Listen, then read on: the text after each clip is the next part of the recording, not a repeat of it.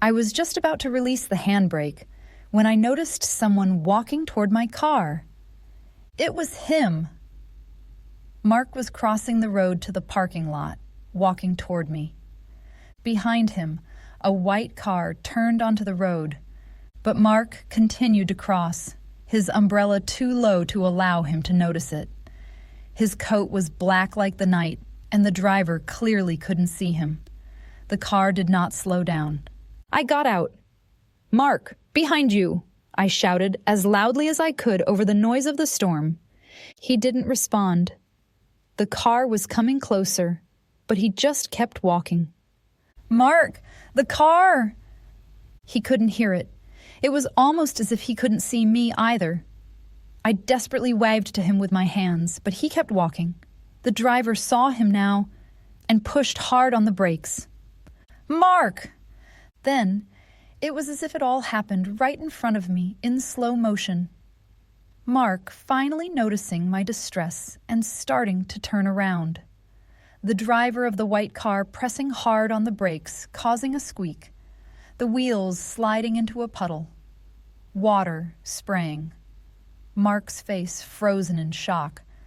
I couldn't move. I wanted to cry. I didn't know him, but I wanted to be there on the road instead of him.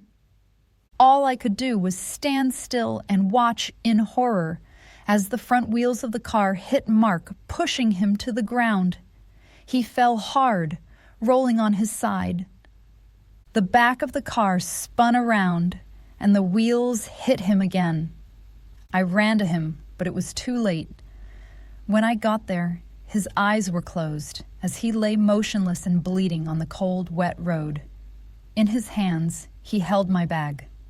I took his hand in mine to feel his pulse, but there wasn't any. Mark, my Mark, the generous man who came for me twice in one night. The one man who finally made me blush again.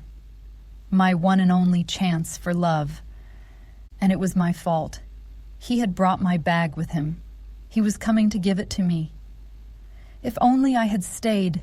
If I hadn't gotten scared and run away from him, he'd still be alive. If only I could save him. But my powers were still gone. There was nothing I could do but watch him lay there and wonder what it could have been like to fully love, to fully live again. Now I would never know. A soft, warm tear made its way down my cheek. Suddenly I was back in my own car. My wipers were washing the rain away. The road in front of me was clear, and I saw Mark beginning to cross it toward me, just as he did a few minutes ago, before he died in front of me. What had just happened? A premonition. I never had a premonition before. It had seemed so real. I pushed the door open and rushed out. From a corner street, I could see the white car approach. Mark strode toward me and didn't see the car coming. And then I felt it. Magic. It was as if a dam had suddenly lifted and the water rushed through me, spreading instantly from my heart all the way to my fingertips like a gush of light, charging every part of me.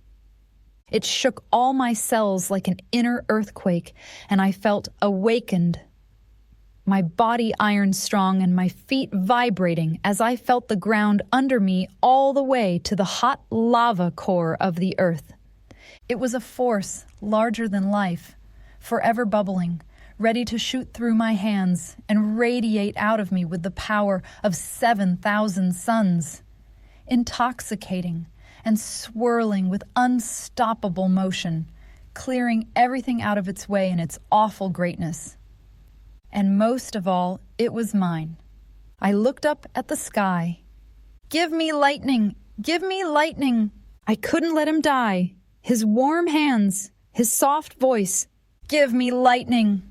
A bolt of lightning hit the road in front of us and jumped toward the white car, hitting the tire. It made a loud noise. Mark heard it and stepped back. The car swirled. "Car, go straight. Tire, be fixed." "Car, go straight. Tire, be fixed." The wheels of the car straightened, and the tire was as good as new. The car slowed, drove past us without stopping, and turned at the end of the road, disappearing behind one of the buildings. I had saved him. He was alive. I breathed out in relief. He came closer, and I had to compose myself. "Hey, Mark." Hi, what was that about? He laughed, pointing at the path of the car. "Strange, huh? Some people really can't drive in the rain." Yes, He looked at me, then held up my bag. you left this. Kendra told me where your car was. Of course she did. But I was glad she had. He was here. Again with me. Alive. Here. He handed me the bag, and when his hand brushed mine, it was like fire on my skin. "Thanks." I looked down, blushing again.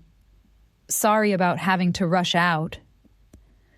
I hope it's not because you're going to turn into a pumpkin. Maybe, I said coyly. That would be interesting. He observed me, head to toe. Are you sure you can drive? I'm fine. It's a very short distance. From his expression, I could tell he was questioning my words. I'm all good, really. Okay. He smiled that cute dimple smile, and I felt my heart miss a beat. He took his wallet out and handed me a business card. Text me when you get home so I know you're safe. And so that I have your number.